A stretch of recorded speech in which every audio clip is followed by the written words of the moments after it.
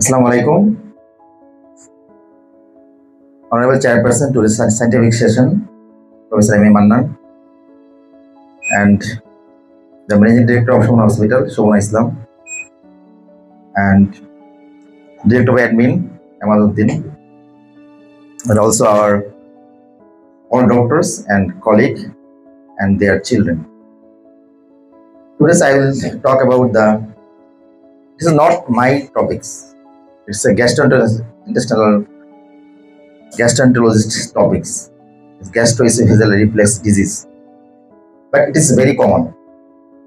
I will talk with Bengali and English with mixed because of some person here present, non-medical profession also. The topic is very common. আমি যদি বাংলায় বলি বুক জ্বালা করা, যারা non medical বুঝতে সমস্যা হবে what is the gastroesophageal reflux disease set. But Bangla যদি আমরা বলি বুক জ্বালা করা, বুকে আমার বুকে জানি কোনো ব্যথা করছে, আমার পেটে কেমন যেন লাগছে, this is the topics. I mean, although I am a neurologist, but I will present these topics today.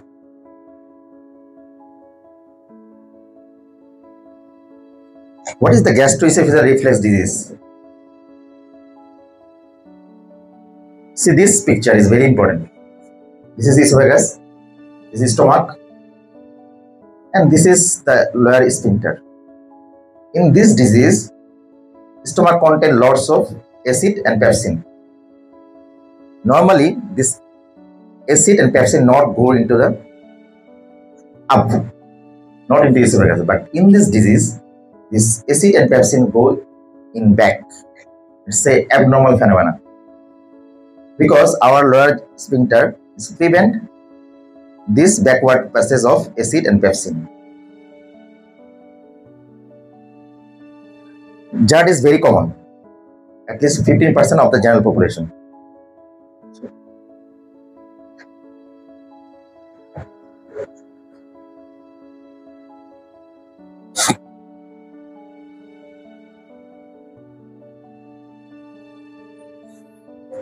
Skip that.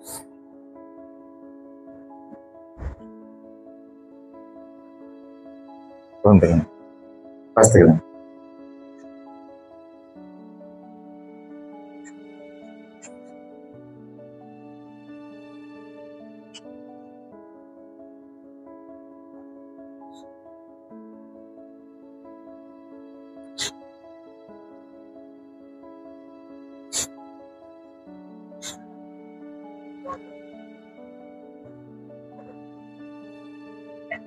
So what is the causes of this gastroesophageal reflux disease? What is the causes? Look at this picture. It's very obesity. In case of obesity, press the stomach on stomach. That's why regurgitation of food in out. And also some dietary factor. I will go in the next slide. And there is also abnormal esophageal sphincter problem. And another is hiatus hernia.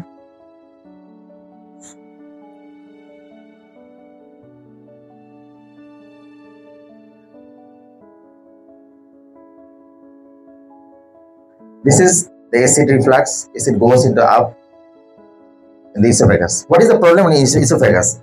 If acid goes into esophagus, there is a chance of ulceration and there is inflammation. It's known as esophagitis. If long term it persists, it will cause the erosion, ulcer, and stricture. তো বারবার যদি acid যদি উপর দিকে ওঠে, আমাদের একদিন দুদিন হইলো ঠিক আছে, মাসে একবার হয় কোনো সমস্যা নেই, আমাদের হয়। আমরা যদি কোনো প্রোগ্রামে যাই, দাওয়াত খাই, বুক জ্বালাপড়া হচ্ছে, একবার দুইবার ঠিক আছে, মাসে একবার দুইবার ঠিক আছে, কিন্তু এটা রেগুলার হয়, because I am suffering from this disease. This is known as gastroesophageal reflux disease. I know the feelings of. Sometimes I feel burning. Sometimes my food is coming to the mouth, and I did the endoscopy because of there is chance of gastric erosion, inflammation, stricture. Sometimes I am thinking that I am suffering from stricture, and there is chance of carcinoma also. I will come later.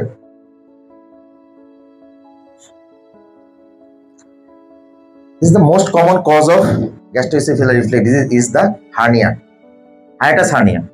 What is the hernia? There is stomach comes into the thorax, and there's two types of hernia, that is sliding and rolling. এখানে ফান্ডাসের যে ফান্ডাস যদি কখনো ডায়াফ্রামের উপর দিয়ে চলে আসে, this is hernia. আর যদি lower end of oesophagus উপর দিকে চলে আসে, সেটা হচ্ছে স্লাইডিং হার্নিয়া। এই দুই ধরনের হায়াটাস হার্নিয়া হয়। এটা হার্নিয়া কেন হয়? এটা জন্মগত কারণে, কোনো কারণে যদি আমাদের স্টোমাকটা উপর দিকে চলে আসে একটা অংশ, এটা হার্নিয়া। তুমি যতই খাবার খাই, আমরা যদি খাবার খাই, খাবারটা এদিকে চলে উপর দিকে চলে আসে। এখানে খাবার স্পিংটার ওয়াইড, খাবার উপর দিকে চলে আসে। এটা যদি জন্মগত ত্রুটি থাকে। আমি একটা পেশেন্ট পেয়েছি এরকম, সে সারাক্ষণ খাইলে বুক জ্বলে। অনেক ডক্টর দেখিয়েছে, আমি এন্ডোস্কোপি করালাম। Endoscopy is normal, because endoscopy is goes into endoscopy এই পর্যন্ত গেছে, এটা কিন্তু আর যাওয়া যায় না কিন্তু। তখন এটা তাহলে আমি ডায়াগনোসিস কেমন করবো? তখন আমাদের ডায়াগনোস করতে বেরিয়াম। এই বেরিয়ামে দেখো এই স্টোমাক কিন্তু উপর দিকে চলে আসছে থোরাক্সের মধ্যে, আর এটা দেখো ওয়াইড। এটা বেরিয়াম মিল ছাড়া ডায়াগনোসিস অসম্ভব। এই জন্য অনেক সময় গ্যাস্ট্রোএন্টারোলজিস্টরা আগে বেরিয়াম মিল কিন্তু সবাই দিত, এখন এন্ডোস্কোপি আসার পরে কেউ দেয় না। This is the only disease যেখানে তোমাকে বেরিয়াম মিল দিতে হবে, তাহলে তুমি মিস করো ডায়াগনোসিস। তাহলে কেন হয়? কজগুলো কেন? মোস্ট অফ দ্য কেসে দেখা যাচ্ছে food is very important. Alcohol, coffee, soda, oily food আমরা যদি আজকে আমরা খেতে আসছি, কিছু ওয়েলি ফুড আছে খাওয়া হবে, তো দের ইজ চান্স অফ, যারা বেশি খায় তখন কিন্তু চান্স অফ গ্যাস্ট্রোএসোফেজিয়াল রিফ্লেক্স চান্স বেশি। ওই ফুডটা ডাইজেশন কম হয়, স্টমাকে বেশি থাকে, তখন কিন্তু তোমাকে নিচের দিকে নামবে কম।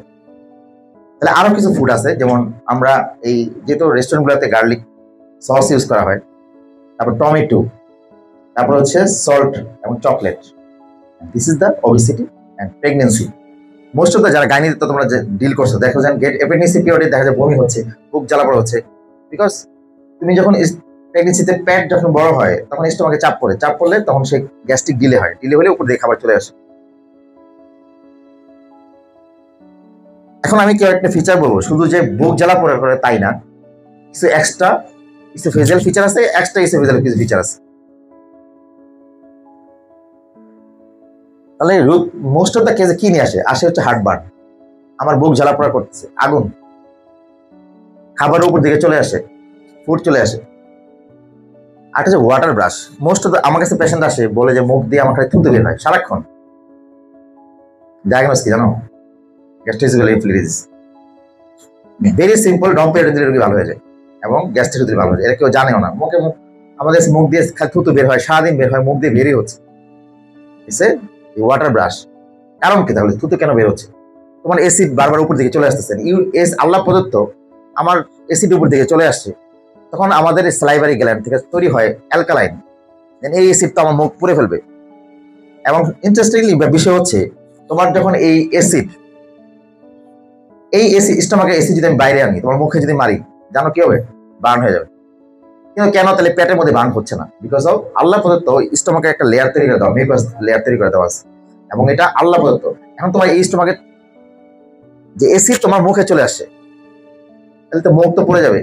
কিন্তু আল্লাহ আবার তৈরি করে দিছে অ্যালকালাইন মিডিয়া।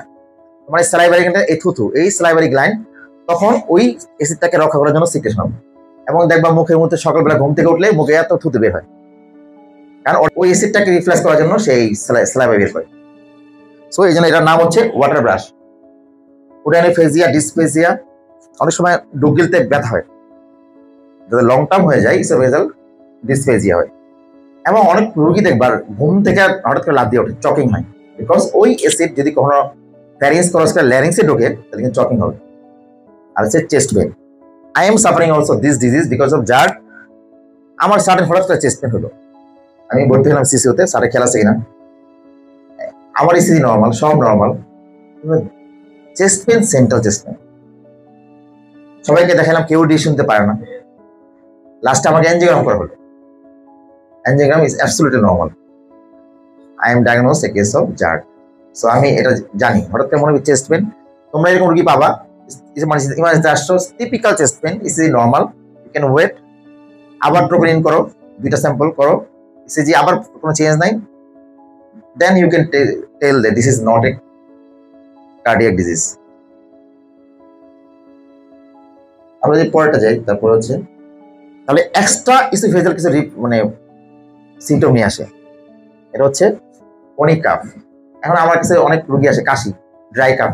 এই ড্রাই কাফ তার কমে না, কিন্তু আমি জানি এটা জার্ড। ওটাকে কিন্তু অ্যাজমা কোনো চিকিৎসা দিলে ভালো হবে না। আমার কাছে অনেক রোগী আসে, এই কাশি তো আর কমে না, বিকজ এটা তো ল্যারেঞ্জাইটিস, এটা তো রিফ্লেক্স হয়ে লাংসে যাচ্ছে। এই জন্য রোগী ড্রাই কাফ নিয়ে আসে। ড্রাই কাফের 1 নাম্বার কজ হচ্ছে কিন্তু জার্ড, মনে থাকবে এরা। ওকে কিন্তু তুমি ইনহেলার অ্যামব্রোক্স সিরাপ দিলে লাভ নেই, ওকে দিতে হবে ডমপেরন ওমিপ্রাজল। আমরা ট্রিটমেন্টে পড়ে আসতেছি। আচ্ছা, আর যদি কখনো আমরা ভাববো যে জার্ড খারাপের দিকে যাচ্ছে, যদি তোমার ওয়েট লস শুরু হয়, তোমার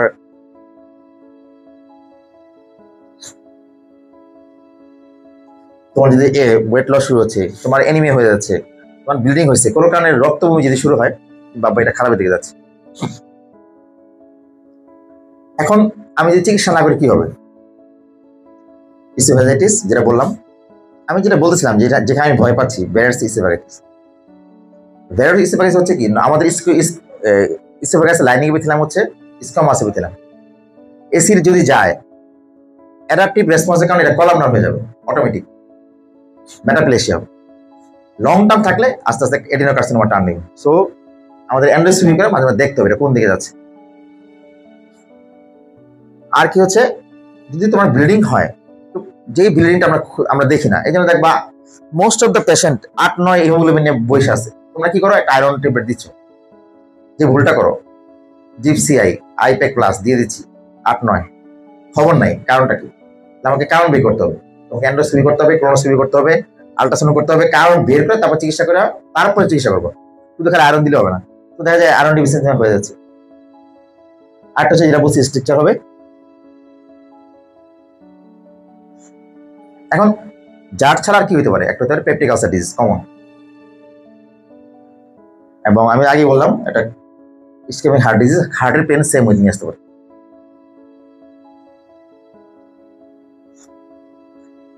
আর আমি ইনভেস্টিগেশন কি, দুইটা ইনভেস্টিগেশন ভেরি ইম্পর্টেন্ট, এন্ডোস্কোপি, আর হচ্ছে আমরা পিএইচ মনিটর করি, পিএইচ। এটা এন্ডোস্কোপি একটা ফিচার দেখো, এটা হচ্ছে স্টেজ 1, মাত্র দাগ পড়ছে, দেখছো, ইসোফেজাইটিস। স্টেজ 2 এখানেও পড়ছে, এখানেও পড়ছে 2। স্টেজ 3, এটা 3 হচ্ছে এটা 1 2 3টা, মানে 3টা যদি ফোল্ডিং থাকে 1 2 3, তখন আমাদের স্টেজ 3।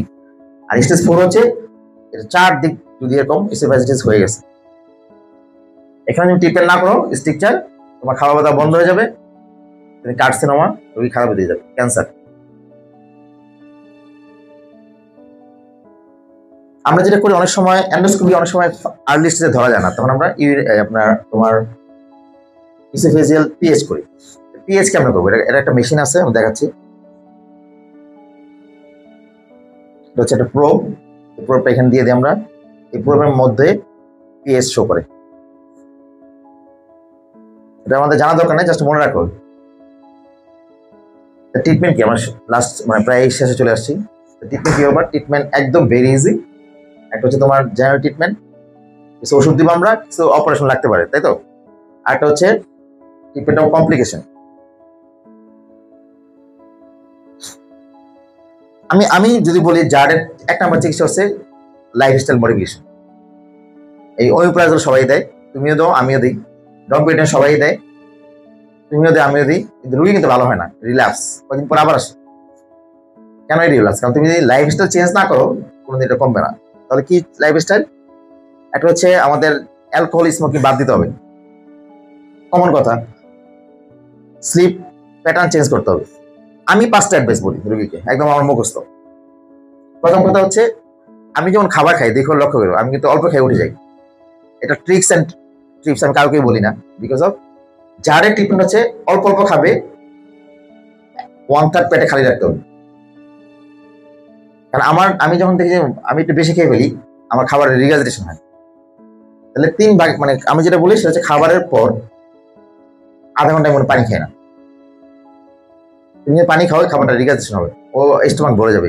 1, খাবারের পর 2 ঘন্টা পর শুইতে যাবা, আর খাবার নিয়ে ঘুমাইলে এটা যখন শোভা তখন এই খাবারটা আমাদের এদিকে কাত হয়ে উপর দিকে রিগাইজেশন হবে, 2 ঘন্টা পর খাবারটা নিচে নামতে দিতে হবে। তাহলে আমি একবারে ভরা পেটে খাবো না, অল্প অল্প খাবো, 1/3 খালি রাখবো, এবং বেড এন্ড আমি যে শোবো 30 ডিগ্রি উপর দিকে রাখতে হবে, না হলে খাবার উপর দিকে চলে আসবে।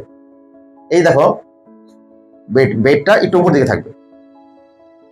আর হচ্ছে অবিসিটি, অ্যাবডোমিনাল ফ্যাট যারা আছে এটা কমাইতে হবে, নাহলে এটা রিগাইজেশন কোনোদিন ভালো হবে না। আমি সবাইকে আগে এটা অ্যাডভাইস দিই, তারপর ট্যাবলেট দিই। কারণ রুগী আবার আসে, স্যার কি ওষুধ দিচ্ছেন, 1 মাস ভালো ছিলাম আবার আসছি।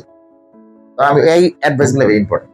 তো আজকের লার্নিং হচ্ছে এই কয়েকটা দিন জার্ডের, আমি যেটা মনে করি এই অ্যাডভাইস 5-4টা কথা। আর হচ্ছে স্পাইসি ফুড, এগুলি কমন কথা, অ্যালকোহল, স্মোকিং, এগুলি অ্যাভয়েড করে বল। তাহলে আমরা এখন ম্যানেজ করবো কেমনে? তুমি যেই রুগী আসুক, স্টার্ট দ্য পিপিআই। এখন কথা আছে, জার্ডের পিপিআই কয়দিন দিব? 8 উইকস, 2 মাস। তোমাদের সাসপেক্টেড মনে হয় জার্ড পরীক্ষা করার দরকার নেই, এন্ডোস্কোপি করার দরকার নেই, তুমি এখানে 1 মাস যে লেখো, 1 মাস লেখলে হবে না, 2 মাস লিখতে হবে।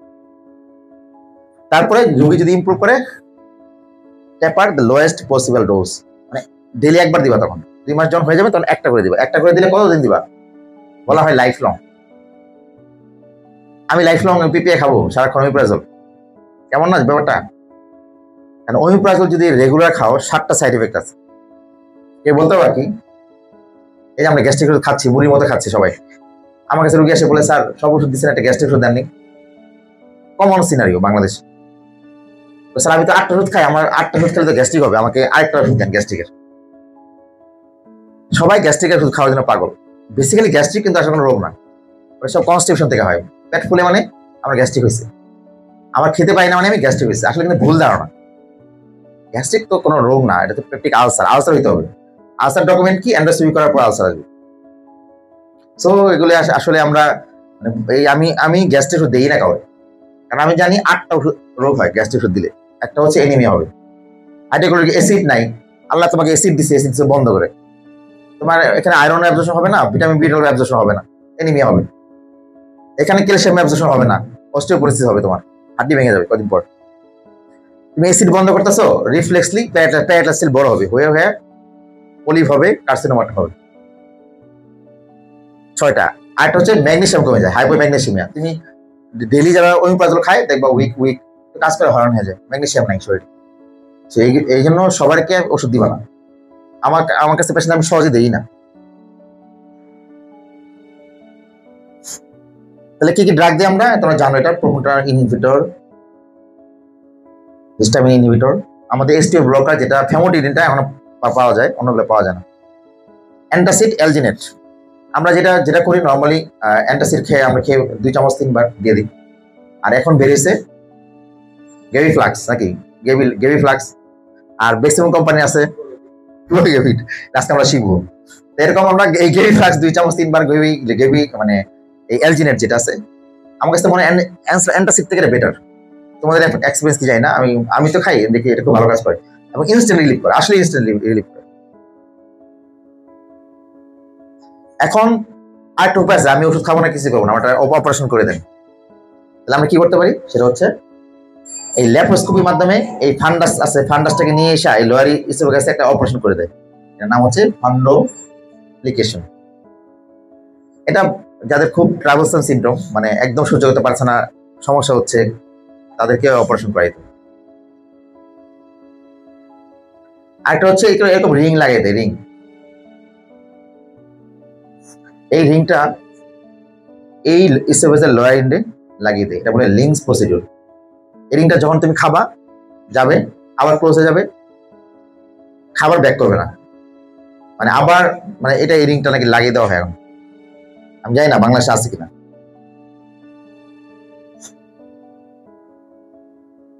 এগুলো বলার দরকার নেই। আজকের মেসেজ এবং লাস্ট স্লাইড যে কথা বলছি ওই কয়েকটা কথাই।